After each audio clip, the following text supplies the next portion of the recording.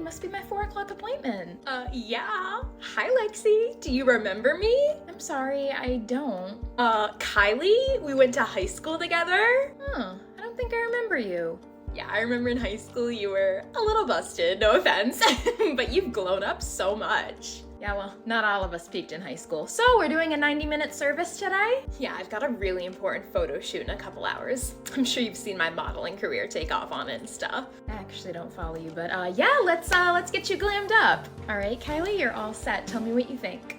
Wow, I look incredible. It's just like how I pictured it. You did an amazing job. Great, I'm glad you like it. So the total of the makeover plus the lashes is gonna be $116.50. Is that gonna be cash or card?